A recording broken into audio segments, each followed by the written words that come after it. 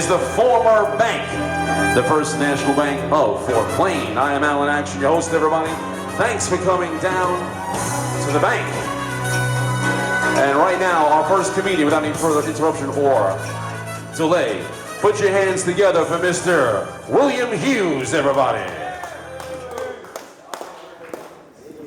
All right, thank you. Thank you very much, everybody. And I know everyone is going through right now exactly what I'm going through. This moment together, you're asking yourselves, what the hell is this?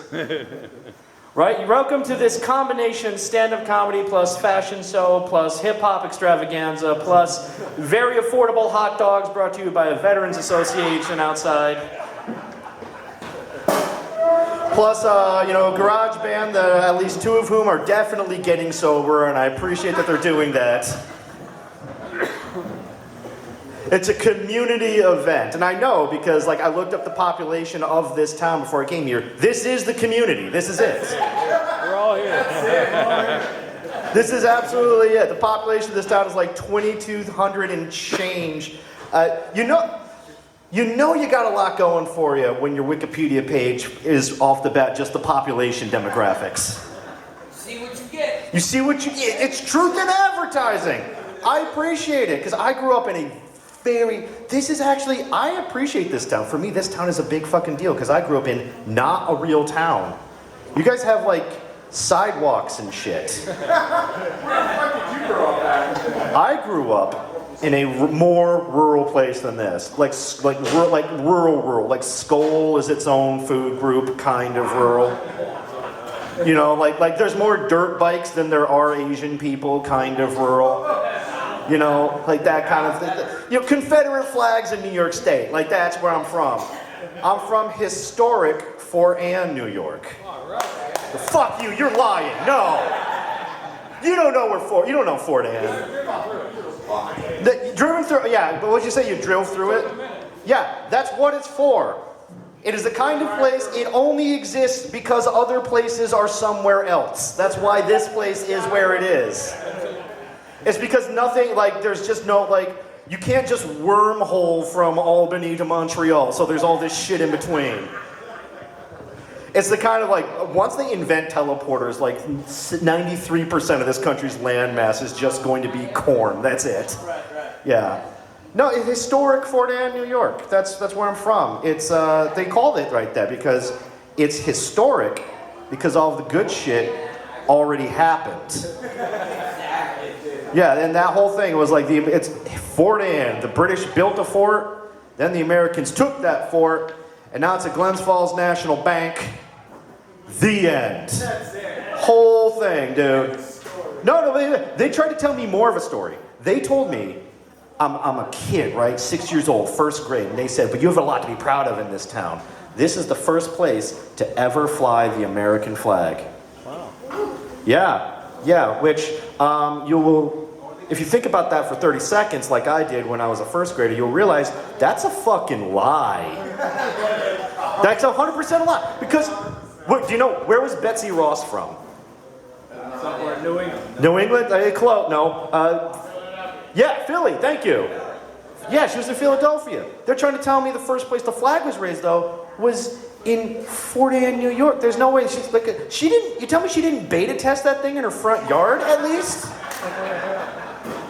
She finished stitches, old glory together. It's just I don't know, it's kind of busy. Too many stripes, too many stars. We'll fix them post. We might need more stars later. We'll do it as needed.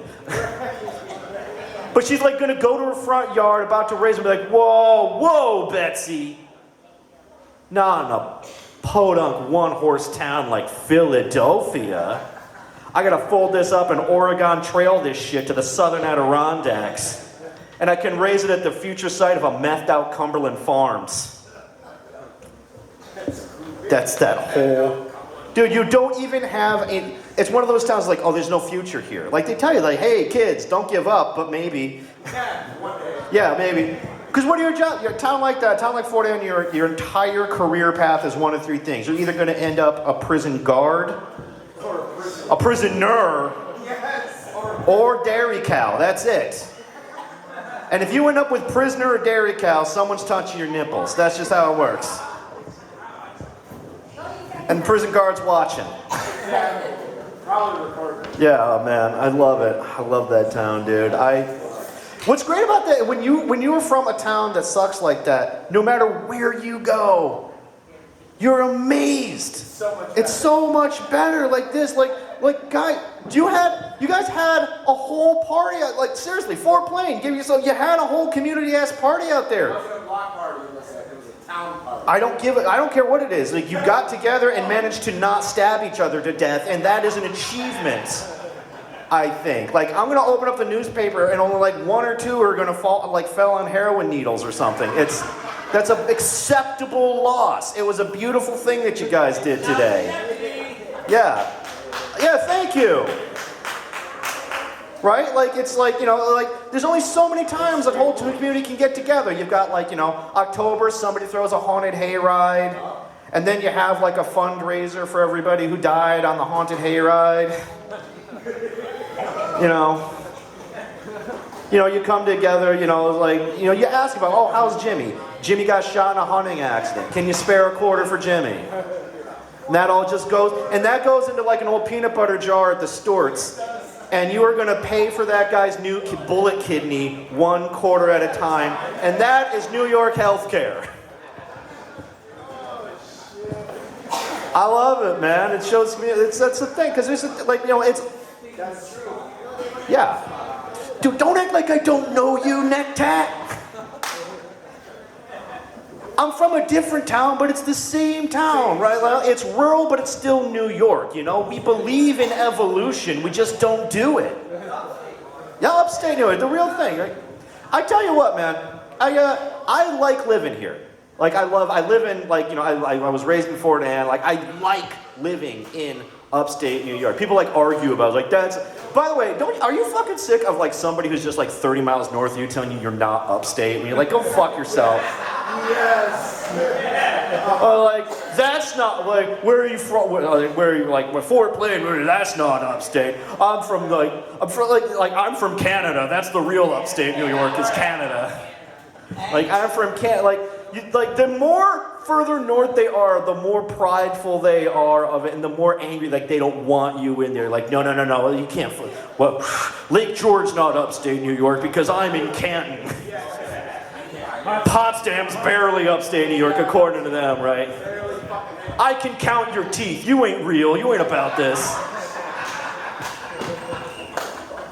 The most purest stuff here. Where is the line? I'm saying where I thought, for me, the line is, if you cannot theoretically commute to New York City, you're upstate New York. That's what I say it is, right? I say Westchester can go fuck itself. They're the city. They can have it. I think.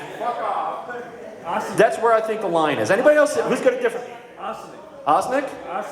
That's where you think the line is? Yeah. Okay. That's how I know we're still all talking. You know how the real test of? The real test of, is it upstate New York, is when you say the name of it and everyone goes, where the fuck is that? Yes. And I don't know where Osnick is. Yeah. It's beautiful though. I like it though. I went to, I just like it around here. There's some downsides here though. It's about living in the state of New York. A few things. I decided to get first of all, I'm just going to this.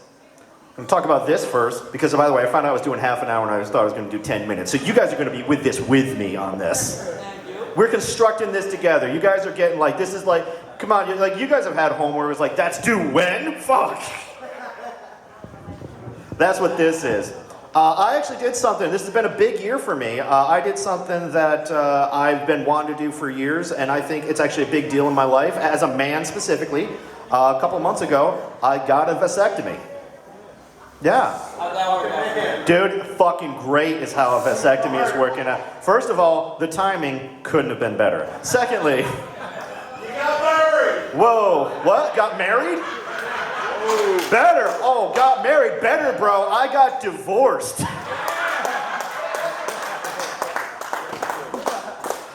It's been a big couple of years for me. I lost 100 pounds, got divorced, got a vasectomy. I'm downsizing. That's what I'm doing. That's the secret to happiness. How much I got going on in my life? Too much. Cutting this out.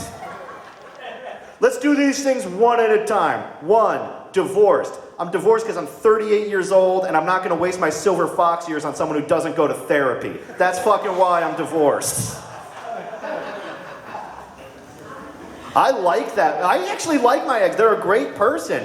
And I cared for them a lot, which is why 13 years ago, however many years ago, who gives it? I can't remember. Might have something to do with the divorce. Anyhow, yeah. They had a lot of trauma in their lives, like we all do, but some more pronounced than others. Yeah, I'm saying they. I got an ex-they. Oh, here, let me dig into this right now. This ties into all of it. No, but that's the thing. I was dating somebody that were she when I met them. Oh, whoa. I'm getting there. Believe it or not, I might have a whole bit about this ready to go. Hey, I didn't want to screw with Rosie Paul, but I got a whole story on that. I'm sure you do. You can talk to Alan. Maybe he'll let you do 25. Hey, it only take 30 seconds. Yeah, but this is my time. 30 seconds going to pay to play on that. No, see, this is what it was. Basically what happened was one day, I thought I was married to a lady, and then I got up from the couch and said, hey, I'm going to the kitchen. Do you want anything? And they were like, no, but can I talk to you about my gender identity real quick? I'm like, what?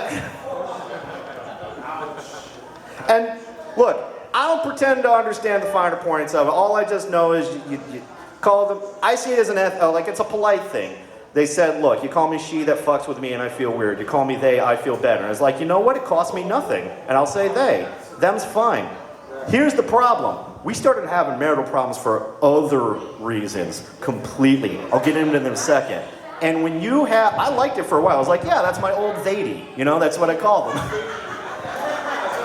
Yeah, I gotta go home to the old lady. Who knows what they're getting up to? Like, it just rolls off the tongue. It will shock you how quickly you get used to it. But here's the thing. Then the marriage started to go bad, right? And when you have in a relationship with someone who uses they, them pronouns, your friends, you sound like you're in a conspiracy theory movie or something. I don't even know what they want, man.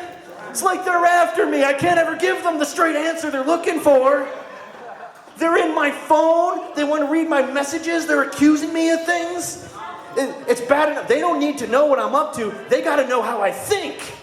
And your friends think you're fucking Mel Gibson in Conspiracy Theory, 1990s vehicle, great film, holds up, I think. Yeah, that's just what that happened. The thing is, like, it was mostly a good marriage. What happened was, so before all that, way before all that, I was driving with them, and they were feeling all kind of fucked up. They had nightmares, lots of anxiety, all that stuff. And they said, I think I need to go back on antidepressants, and I think I need therapy. And I said, yes. And then I said, well, here's the thing. And they're like, well, but this is before, but I was like, I'm not on any insurance right now. I can't do that. So I said, because I was in love, hey, I was probably going to do this at some point anyway, but you need this. What if we got you on my health insurance? Do you want to get married? And they said yes. And I, to the longest time, thought that was a beautiful story. And we did eventually get married, and it was wonderful 90% of the time.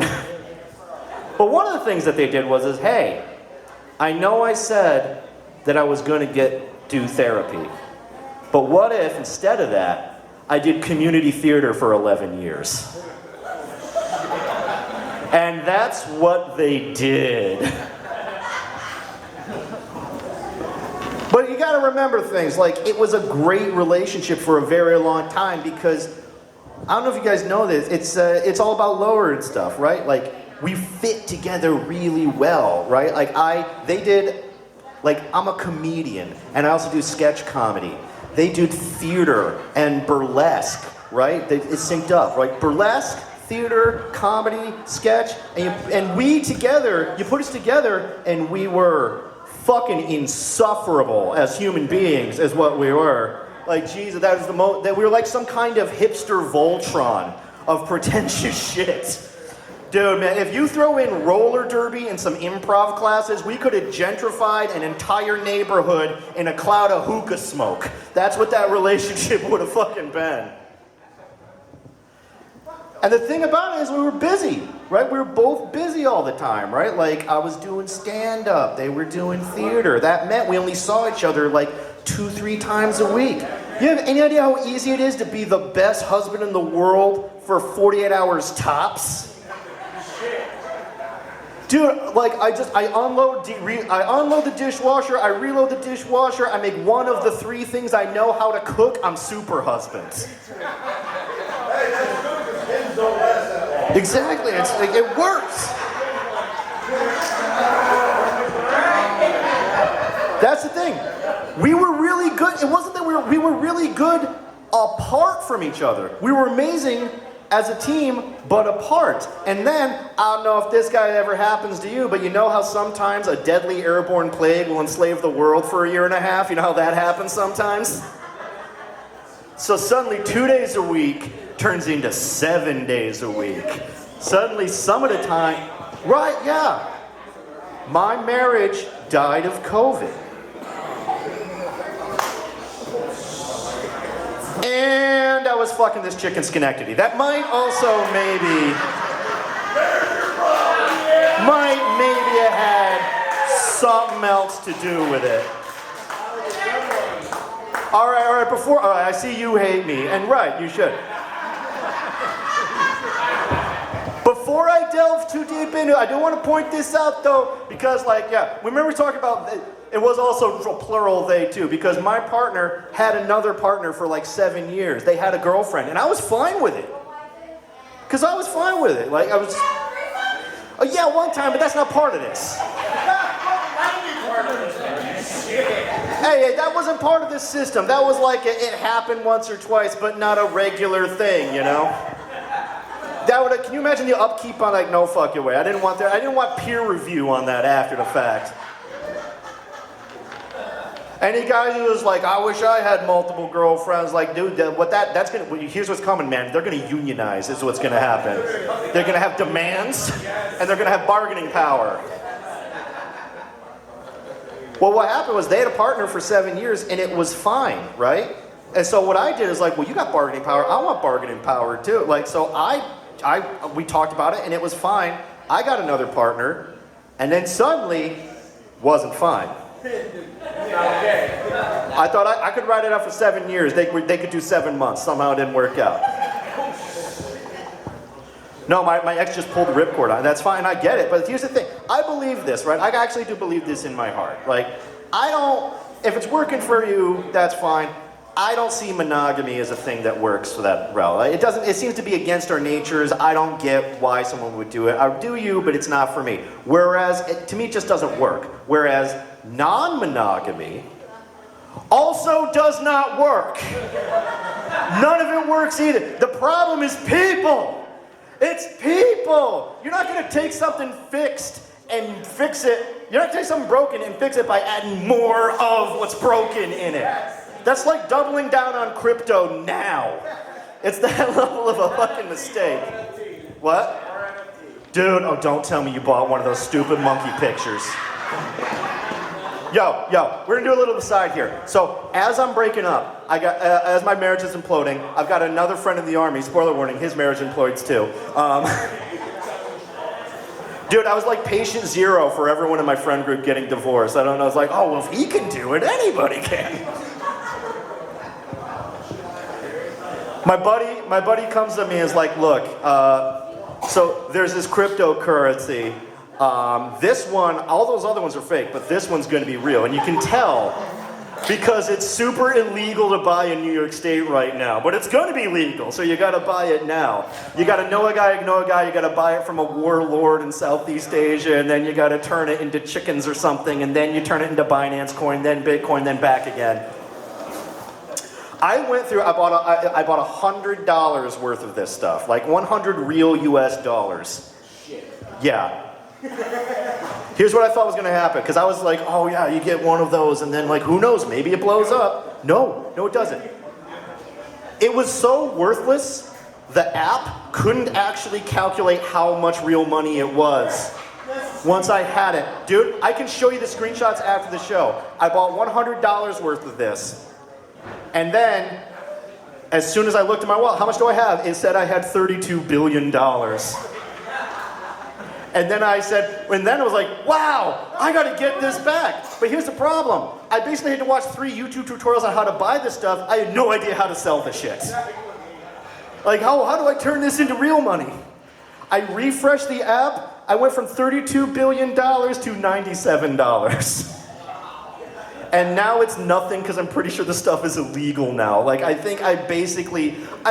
pretty sure I basically bought like old digital copies of the Phantom Menace or something turned into NFTs still by still. Like, that must be what I bought. Yeah, so that was my divorce, that was cryptocurrency. Yeah, you guys want to hear about my vasectomy now that I finally got into that? Joe. I got the best vasectomy money can buy in Schenectady, New York. Yo, people know I went to Dr. G. Oh, God. Yeah. Was he out of Hamilton Hill? No, it wasn't on Hamilton. Hamilton Hill's a lovely area, actually. It's actually come up quite a bit. Yeah, sure. I should know, the person I left my wife for, she's from there, so. Are you still with her? With my current girlfriend? Yes. I said, first of all, the fact that I said current girlfriend should be a red flag all in of itself. Like, oh, we're on a clock here. Yeah, I'm still with her. Yeah, I am. It's great. She's smart, she's beautiful, and she doesn't mind that I fuck other people. It's amazing. I got one of those 8 days later. Yeah. That's why you should have got the vasectomy. Doctor lied to me. What you did? No. Okay, you got to get the new. Dr. G would never lie to me. Dr. G's a straight shooter. I know Dr. G's a straight shooter because I came in and he didn't give me no song and dance. Dr. G was like, so you want to get snipped, huh, Chief? And I was like, yes, Dr. G, I do. You sure? You sure? Because like I can, getting the vasectomy is super. You can get a vasectomy for like a couple of subway points or something. It's so cheap. Insurance will cover it. But he's like, but oh, like, I know they say they can reverse vasectomies and I can do it, but that's insurance won't cover it and it doesn't always work and it's like 20 grand to get it reversed. So you sure you don't want this? You sure? And then I remembered every single screaming kid in a supermarket I've ever seen. I'm like, yeah, I'm fucking sure. Yeah, but they did that thing. You guys know this. You guys might have done this. Like, you know that thing guys will do? Like that thing other men will do where they're like, I need to establish rapport with you because I just met you. So I'm going to be the biggest scumbag I possibly can in 30 seconds. That's what Dr. G said. Dr. G was like, so you say you don't want kids, but you're divorced, I'm about to snip you, who knows, maybe you'll meet some like 19-year-old in a bar with a fake ID, and you're like, I gotta lock that down before she gets fat. Like, that's a thing Dr. G was like. I was like, Dr. G, I think you and I are different people. So then, yeah. So anyhow, then Dr. G, regarding my vasectomy, what's up? I'm talking about vasectomy, guys. You came in just at the right time. I'm about to do jokes about balls. Dr. G, he comes in and he says, all right, drop him. I got to see what I'm working with here. All right. And I say, okay, you're a medical professional. You're best vasectomy in Schenectady. Let's do this. I drop my pants, and this is a direct quote from a medical professional. Oh, thank God, you have like the best balls for this. I didn't realize you had Medicaid. No. Oh, no, buddy. I got Empire Blue Shield. I got a real job. You think I pay the bills on Allen Action money? I got a real job. I'll get to that in a fucking second. But that real job gave me enough health insurance to pay for this vasectomy, which Dr. G said I had the perfect balls for. I was like, what do you mean I got good balls for this? Like, all right, well, you know how some guys have like that tight scrote? You know the tight scrote, bro? Yeah, right. He's like, also, bro, some people like the tight scrote, and if you want the tight scrote, that's a service I offer. I can tighten up that scrote while I'm in there if that's what you want. That's an extra charge, but I can do it. But I don't think you should do it because, like, some guys, they got that tight scroll, girls like it, other guys, whatever, they like it. But, man, it's like, I gotta work that. It's like working on a foreign car, you know? There's just like no, I can't get in there. You have big old floppy balls. I got room to work in here. I can get my elbows in here. I can do it one-handed. I can't fuck it up. It's great. You got Cadillac balls for this. Those are the ones that work in walk bowling. Yes. Hey, there's no replacement for displacement. That's all I'm saying. He always is like, you'll still shoot, bro. Don't worry, you'll still shoot. Like, that was a concern that I had. All right. So I appreciate everybody. I hope everybody who's taking pictures and video makes it a point not to share this with people at my day job. I would greatly appreciate that. I gotta be careful too because I live in different worlds when it comes to my day job. I spend half my time in the warehouse at a chemical plant, and the other half in the office of that chemical plant. Anybody have one of those jobs where like I spend half my time with the milquetoast desk people, and the other half my time with like convicted felons who like got 3 DUIs on the way here, like that kind of difference between them? Hey, I'm a convicted felon. Good for you, and you came to my show. I respect you. Dude, then you get that, like. Dude, the difference between office and warehouse, I was not ready for that. Like, day one in the office was like, oh, we're so glad to have you aboard. Let me show you around. That's Phyllis and Carol and Donna. Donna brings in fresh cookies on Fridays. Get them fast. You go to the warehouse. Warehouse is like, all right, that's Fat Mike, Skinny Mike, Racist Joe, Nine-Fingered Charlie, and Cocaine Donnie. Cocaine Donnie's usually holding around. Cocaine Donnie's usually got something on Fridays, but get that shit fast, he's got a piss test in August. And if he hits another beam with a forklift, that's instant. So he's gotta get it now, stock up. The office.